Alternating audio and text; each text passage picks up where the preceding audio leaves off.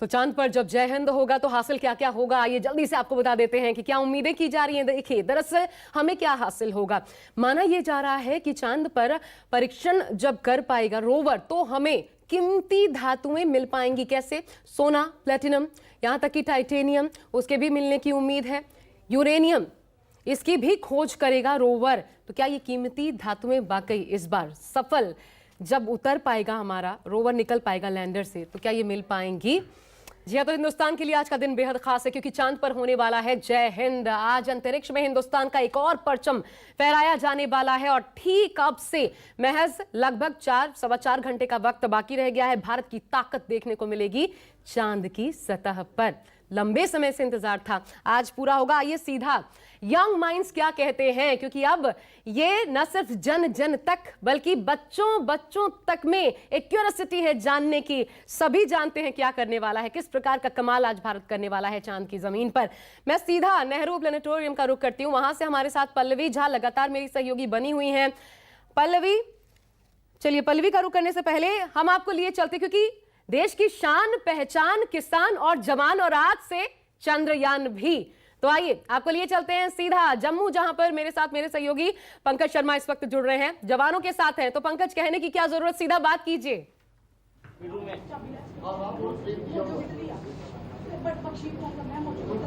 बिल्कुल, देखिए आज देश के साथ साथ पूरी दुनिया की निगाहें टिकी हैं चंद्रयान 3 पर, जब भारत इतिहास रचेगा। और आप जवानों को देखिए, बेहद ज्यादा उत्साह इन जवानों में दिखाई दे रहा है, हाथों में तिरंगे झंडे लिए हुए हैं। इन जवानों से बातचीत करते हैं, इनसे जानते हैं सर क्या कहना चाहेंगे, आज भारत इतिहास रचने जा रहा है। भारत के लिए आज बहुत गर्व का दिन है, हम भारतवासियों के लिए बहुत गर्व का दिन है कि आज हम उस मुकाम को छुएंगे। जब हम बच्चे होते थे तो सुनते थे चंदा मामा दूर के, आज हम उसकी धरती पर लैंड करने जा रहे हैं। ये हमारे लिए एक गर्व और जो है विश्वास का प्रतीक है कि हम बहुत सक्सेस होंगे इसमें। आपने कुछ पंक्तियां लिखी हैं, क्या लिखा है, सुनाइए हमारे देशवासियों को।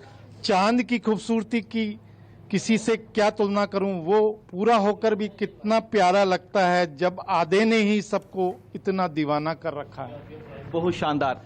ये देखिए, ये वही जवान है जिनकी वजह से हम सुरक्षित हैं, हमारी सीमाएं सुरक्षित हैं। और क्या आम क्या खास, हर कोई जो है वो गर्व महसूस कर रहा है कि भारत जो है वो पहला देश बनने जा रहा है दुनिया में जो साउथ पोल पर लैंडिंग करेगा। आइए ऑफिसर से बातचीत करते हैं।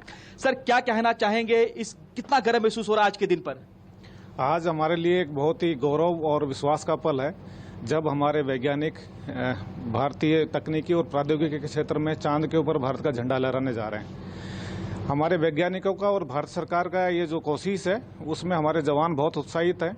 हम लोग जम्मू कश्मीर में तैनात होकर और अपने देश की सुरक्षा के लिए काम कर रहे हैं और हमारे वैज्ञानिक अपने अनुसंधान के क्षेत्र में चांद के ऊपर कदम रखने जा रहे हैं। तो ये एक बहुत ही मिलीजुली कार्रवाई है जो भारत को आगे लेके जाएगी और आज ये पल हमारे लिए बहुत गौरवपूर्ण है और हम इसमें एक साथ मिलके इस गौरवपूर्ण पल का हमारे सभी जवान मिलकर आनंद ले रहे हैं और हमारे वैज्ञानिकों की और सरकार की सफलता के लिए हम लोग बहुत उत्साहित हैं और बहुत शुभकामनाएं देते हैं। बिल्कुल, हर कोई बेहद ज्यादा उत्साहित है।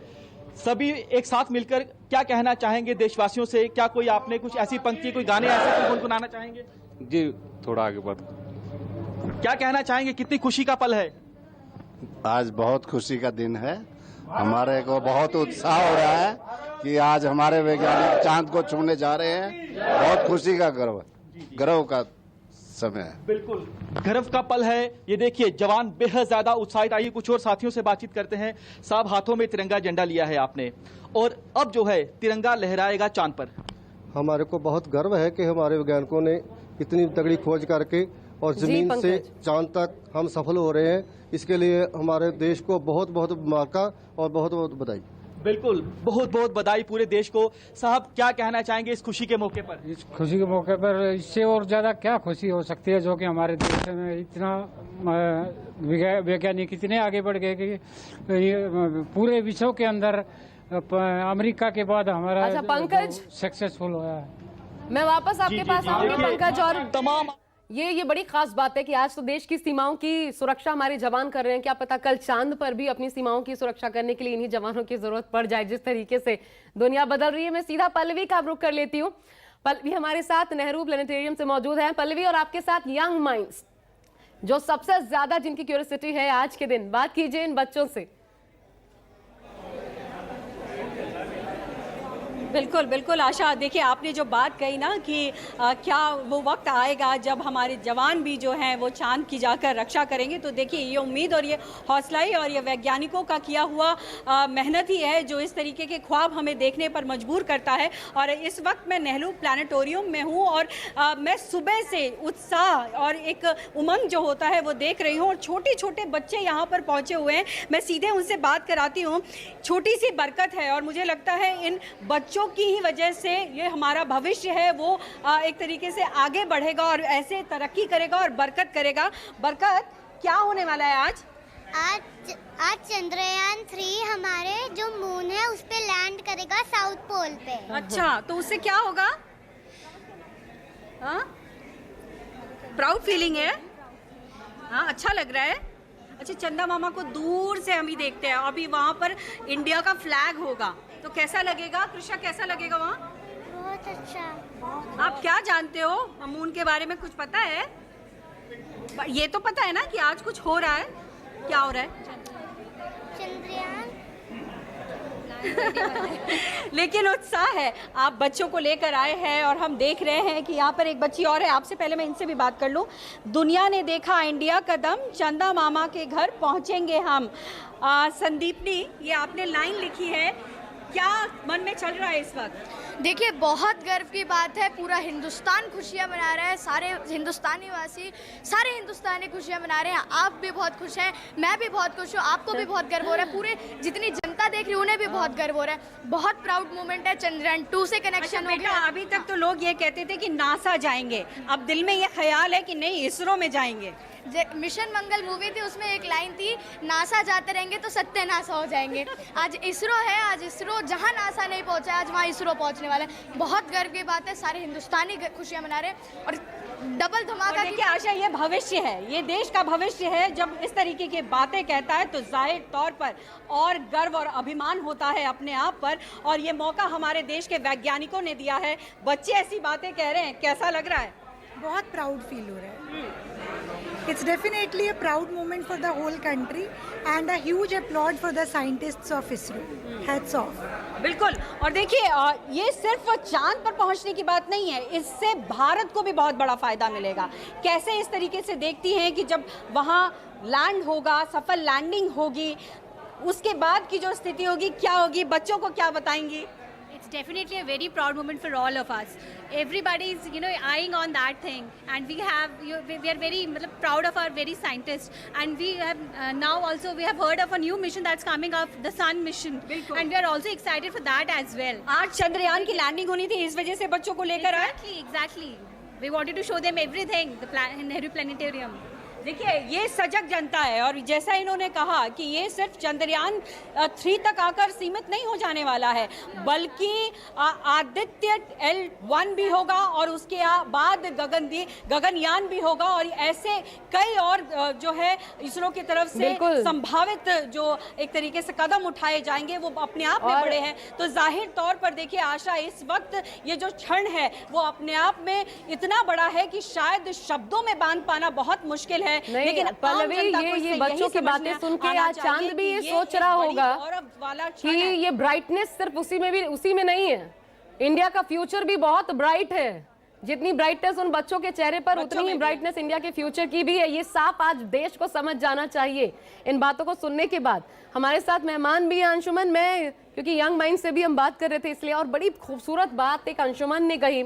मैं नलिन जी, रत्नेश जी आपके पास अभी आती हूँ, लेकिन उससे पहले जो इन्होंने कही, देखिए यंग माइंड से हम अभी उनकी बात सुन रहे थे। इन्होंने कहा वो जो 17 मिनट हम कह रहे हैं ना पीरियड ऑफ टेरर, वो पीरियड ऑफ टेरर नहीं, मेरे लिए पीरियड ऑफ होप है।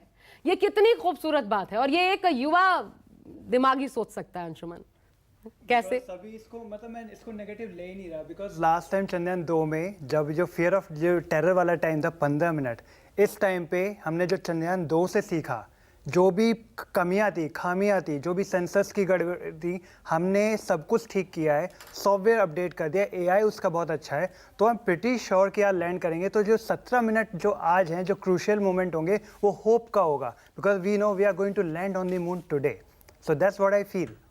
बिल्कुल, ये आकाश जी, और इसलिए हम कह रहे हैं कि रोवर उतरेगा ही उतरेगा। लेकिन सबसे बड़ी बात यह कि ये जो 17 मिनट जिसकी बार बार चर्चा हो रही है, जब पूरा देश एक टकटकी लगाए देख रहा होगा, और अभी थोड़ी देर पहले हमने कमांड सेंटर की जो वहां से तस्वीरें रिलीज की गई थी वो भी दिखाई। आप तो क्योंकि इसमें लगे रहे हैं लगातार, मैं एक बार फिर चाहूंगी वो कमांड सेंटर की भी तस्वीर। ये दरअसल जो ये क्लोजेस्ट जो व्यू है, एक तरीके से कहा जा सकता है अंशुमन, वही है जी। तो जरा आकाश जी हमें जल्दी से ये समझा दीजिए कि जब वो आखिरी क्षण होते हैं, क्या क्या गुजर रही होती है वहां पर, जो वैज्ञानिक मौजूद होते हैं, क्या हो रहा होता है कमांड सेंटर में? एक बात जरूर है कि सबकी दिल की धड़कनें तेज हो जाती, और बट उस 17 मिनट में ना सब कुछ चंद्रयान के हाथ में है, जो हमने उसको प्रोग्राम कर दिया है। हाँ। कुछ खास हम यहाँ से उस समय कमांड या इंटरफेरेंस नहीं करते हैं, क्योंकि वो इतनी तेज स्पीड से जा रहा होता है जी। और इतनी सारे उसको डेटा इनपुट्स एनालाइज करने हैं कि जो भी हमें प्रोग्राम करना है हम पहले से कर देते हैं। बट एक खास बात जो हमने इस बार अब की है कि हमारी इस बार programming is failure based programming rather than success based, जो पिछली बार था। मतलब इस बार हमने हर फेलियर का एक बैकअप सोचा हुआ है कि अगर बाई चांस ये नहीं हुआ तो हम क्या करेंगे। अगर बाई चांस इंजन के थ्रस्टर चले और उन्होंने ज्यादा फोर्स जनरेट कर दिया जैसे पिछली बार हुआ था जी। तो इस बार हमने लैंडर पे से वो लिमिट हटा दी है, जो पहले थी कि 10 डिग्री प्रति सेकंड से ही आप उसको करेक्ट कर सकते हैं ना। इस बार वो लिमिट हटा दी गई है। इस बार हमने एरिया भी बढ़ा दिया है। पहले हमने सोचा था कि भाई आधा किलोमीटर बाय आधा किलोमीटर के एरिया में लैंड करना है। इस बार इसको हमने 4.25 बाई 2.5 किलोमीटर, काफी बड़ा एरिया दे दिया जिसमें कि वो लैंड करे। और उसके बावजूद भी अगर कोई इशू होगा तो जो भी सेफेस्ट क्लोजेस्ट लैंडिंग प्लेस है वहां पे वो सॉफ्ट लैंड करे आएगा। तो इस तरीके का इस बार डिजाइन है, इतने सारे मल्टीपल चेक्स एंड बैलेंसेस हैं कि we are very very confident कि इस बार जो है हम जरूर चांद की सतह पे लैंड करेंगे। ठीक है, लेकिन ये जिन 17 मिनटों की बात करना सबसे ज्यादा महत्वपूर्ण हो जाता है नलिन जी, एक बार फिर, क्योंकि हम ये लगातार दिखा भी रहे हैं अपने दर्शकों को कि देखिए ये स्पीड कैसे कम हो रही है। 30 किलोमीटर की ऊंचाई से जब चांद की तरफ बढ़ना शुरू होगा तो फिर 7.5 किलोमीटर लगभग जब बाकी रह जाएगा, वहां पर 358 मीटर पर सेकेंड, उसके बाद फिर 6.8 किलोमीटर की ऊंचाई पर 336 मीटर पर सेकेंड। ये स्पीड, क्योंकि वहां तो वायुमंडल है नहीं, घर्षण मिलता नहीं है, तो फिर रुकता कैसे है? ये स्पीड कम कैसे होती चली जाती है? जो ये क्या पहले से फीडेड होता है? जरा समझाइए इसे। जी हाँ जी, वो जो लैंडर है उसमें आपने देखा होगा रॉकेट लगे हुए हैं। वो रॉकेट जो है 4 हैं, उसमें से 4 में से 2 या चारों, उसका जो थ्रस्ट प्रोड्यूस हो रहा है उसको आप एडजस्ट कर सकते हैं और उससे उसका वर्टिकल और हॉरिजॉन्टल स्पीड जो है मॉनिटर कर सकते हैं, कंट्रोल कर सकते हैं। मान लीजिए उसको नीचे उतरना है और उसकी गति बहुत ही ज़्यादा तेज है तो आपको थ्रस्ट जो है बढ़ाना होगा। इसमें जो लैंडिंग की जो समस्या है ना, वो सबसे जटिल समस्या है उस मून डस्ट को लेकर के। वो जो लैंडिंग के समय इंजन चल रहा हो और सतह पे नज़दीक आते आते अगर मून डस्ट हो गया और मून डस्ट वो लैंडर के जितने भी सेंसर लगे हुए हैं जी, उन सेंसर के ऊपर वो किसी तरह का दुष्प्रभाव कर गया तो दिक्कत है, वहां पे परेशानी है। इस चीज को बहुत क्रिटिकल देखा जा रहा है कि ऐसा न हो, इसीलिए लैंडिंग करने समय हम लोग चाह रहे हैं कि वो एकदम से धीरे धीरे सॉफ्ट लैंडिंग करें। अच्छा, ये जो 14-15 दिन का पीरियड होता है सर, मान लीजिए लैंडिंग के बाद क्या लगातार संपर्क बना रहता है? जो पिक्चर्स हमें मिलेंगी वो संपर्क के जरिए ही बना रहता है। इस बीच भी क्या डर होता है कि अगर वहां पर कुछ अचानक से बदली स्थितियां तो शायद संपर्क टूटे? ये बना रहता है लगातार? देखिए, अभी तक तो जहां तक हम लोग उसको लॉन्च से लेकर करके अभी तक संपर्क तो बना हुआ है ही। वो तमाम तरह का जो चित्र वगैरह, तस्वीर वगैरह दे रहा है वो तो हम लोग देख ही रहे हैं। वो वहां से सब डेटा वगैरह तो देखिए, उसको खुद को कंट्रोल भी जो करना हो रहा है वो टेलीमेट्री के जरिए तो हम लोग कर ही रहे हैं नीचे कंट्रोल सेंटर से, तो वो संपर्क तो बना हुआ है ही। सिमिलरली जब वो लैंड कर जाएगा रोवर और रोवर अपना डेटा वगैरह इकट्ठा करने लगेगा, तो डेटा इकट्ठा करना, उसको प्रोसेस करना, और प्रोसेस करने के बाद टेलीमेट्री के जरिए कंट्रोल सेंटर में देना, ये सारा कुछ प्रोग्रामिंग और एआई की वजह से बदौलत किया हुआ है तो पहले ये 14-15 दिनों तक ही होता है, उसके बाद जब सूरज की रोशनी घटनी शुरू होती है तब उसके बाद क्या धीरे धीरे संपर्क कटता चला जाता है? वहां पर उसकी बैटरी जो है पावर बैकअप के लिए, देखिए 14-15 दिन सनलाइट रहेगा जी। सनलाइट के समय हमारा सोलर पैनल जो है वो एनर्जाइज रहेगा, राइट। अंदर में हमारे पास बैटरी भी है, तो वो बैटरी चार्ज भी तो होगी, उसकी कुछ तो पावर आउटपुट होगी जी, वो आपको थोड़ी दिन तक बरकरार रखेगा। ओके। और आपका जो भी संपर्क वगैरह है उसमें से आपका कंट्रोल और जो कम्युनिकेशन है वो बना रहेगा। मैक्सिमम कितने दिन सर मानकर चला जाता है, मैक्सिमम और मिनिमम इन 14 दिनों के पीरियड के बाद? जो मेरी समझ है, जहां तक मैं तो अब ये समझा हूं कि जो 14-15 दिन की जो सनलाइट का समय है उसी समय ये मैक्सिमम डेटा और एनालिसिस करना चाहेंगे और लगभग हो भी जाएगा। आकाश जी, इस पर आपका कुछ इनपुट? ये 14 दिनों तक है या उसके बाद भी संभावना है? ये एक चीज ऐड करना चाहूंगा, आई थिंक सर ने बिल्कुल सही पॉइंट किया है कि 14 दिन जब लूनर डे रहेगा वहां पे, तो लूनर डे के समय 14 दिन तक बैटरी चार्ज कर पाएंगे, और उसके बाद जब लूनर नाइट आ जाएगी तो अनफॉर्चुनेटली बैटरीज चार्ज नहीं हो पाएंगी 14 दिनों के लिए। और हालांकि rover has been designed for operation of 14 days only, लेकिन देयर इज एवरी पॉसिबिलिटी कि जब नेक्स्ट लूनर डे आएगा, 14 दिन की लूनर नाइट के बाद जब नेक्स्ट लूनर डे आएगा, तो देयर इज एवरी पॉसिबिलिटी कि रोवर दोबारा से रिचार्ज होकर दोबारा से फंक्शनल हो जाएगा। हाँ, so that possibility is also there, और अगर वो हो जाता है तो फिर अगेन नेक्स्ट 14 दिन के लिए वी विल बी फंक्शनल। ये बहुत अच्छी और बात मेरा है। खुद का मानना ये है कि शायद 2-3 लूनर साइकिल्स हमारा रोवर निकाल लेगा। अरे वाह, ये बहुत ही पॉजिटिव बात आपने बताई सर। मैं एक बार फिर जवानों के पास लेकर जाना चाहूंगी जम्मू, और लगातार पंकज हमें सुन भी रहे हैं। अब पंकज, जरा जवानों से उनके जज्बात गीतों के जरिए अगर आप गवाएं तो मजा आ जाए।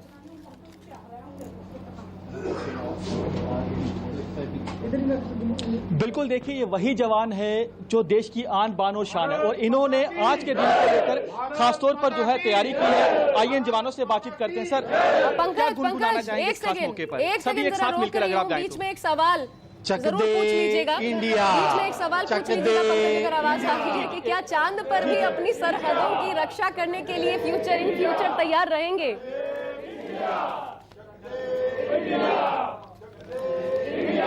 बिल्कुल बिल्कुल। देखिए स्टूडियो से एक सवाल भी आया है, क्या क्योंकि आप देश की रक्षा कर रहे हैं और आप ही हैं जिनकी वजह से हम सुरक्षित, हमारी सीमाएं सुरक्षित हैं, चांद पर भी तैयार है रक्षा करने के लिए? बिल्कुल बिल्कुल बिल्कुल। पहले तो हम देश को, विश्व हमारी तरफ देख रहा है, और अभी इस सफलता से हम गौरवान्वित महसूस करेंगे, पूरे विश्व को एक नया आयाम देंगे जिसमें हम कह सकते हैं कि हाँ, हम विश्व के नेतृत्व करने के लिए तैयार हैं। अच्छा, अभी एक साथ मिलकर कौन सा गाना गुनगुनाएंगे आप? चक दे इंडिया, चक दे इंडिया, चक दे इंडिया, चक दे इंडिया। पल्लवी, ये जम्मू से जवानों की आवाज, चक दे इंडिया। जरा वहां पर एक बार पल्लवी पूरी तस्वीर हमें दिखा दीजिए आप जल्दी से। उसके बाद फिर से जब वो मोमेंट शुरू होगा कि किस वक्त 5:44 का वक्त बताया गया, उसके बाद से 17 मिनट, लेकिन हम लगातार अपने दर्शकों को 5:30 बजे से दिखाएंगे, तो अभी जरा पूरी तस्वीर दिखाइए। लेकिन इस बीच प्रेरणा जी जो कि प्रोग्राम यहाँ पर मैनेज कर रही हैं और साइंटिस्ट भी हैं, मैं ये समझना चाहूँगी उनसे, क्योंकि हम अभी तक साइंटिफिक एनालिसिस किस तरीके का हो रहा है उस पर भी चर्चा कर रहे हैं, लेकिन ये भी ज़रूरी है आशा जानना कि जो हमारे देश का किसान है, जो महिलाएं हैं, उनको आने वाले समय में क्या फ़ायदा होने वाला है इस चंद्रयान 3 के चंद्रमा के सतह को छूने के बाद। प्रेरणा जी, आम भाषा में समझा दीजिए, वो किसान, वो स्वास्थ्य कर्मी, वो आम लोग कैसे इससे प्रभावित होंगे और उनको क्या फ़ायदा मिलेगा इस बड़े कामयाबी के बाद? जी, जब भी इस तरीके के बड़े मिशंस की हम लोग बात करते हैं तो इसका बेनिफिट जो सिर्फ एक कम्युनिटी के तक सीमित नहीं होता, सिर्फ साइंटिफिक कम्युनिटी को ये बेनिफिट नहीं करता। डेफिनेटली जिस तरीके का मिशन चंद्रयान 3 है, बड़ा मिशन है, ये सॉफ्ट लैंडिंग करने वाला पहला देश बनता है। जिस हिसाब से हम पहला देश बनता है, हम दूसरे देशों के साथ ये तकनीक को शेयर कर सकते हैं और डेफिनेटली उससे हमारी इकोनॉमिक कंडीशन जो है वो बेटर होगी। हाँ, यहाँ पर एक चीज़ मैं आशा ऐड कर देती हूँ कि 13 अरब डॉलर 2025 तक भारतीय स्पेस जो अर्थव्यवस्था है उसको मिलने जा रहा है, अगर ये कामयाबी होती है तो। जी बिल्कुल। तो ठीक है अगर पल्लवी, मुझे क्योंकि ब्रेक के लिए रुकना है, आपका बहुत शुक्रिया हमारे साथ जुड़ने के लिए। हमारे साथ खास मेहमान भी जुड़े हुए थे, आप सभी का बहुत बहुत शुक्रिया। यहाँ एक छोटा सा ब्रेक ले रहे हैं, लेकिन एक एक डिटेल सबसे पहले देखिए न्यूज़ 24 पर, क्योंकि लगातार जारी है आज ये मिशन चांद पर। जय हिंद।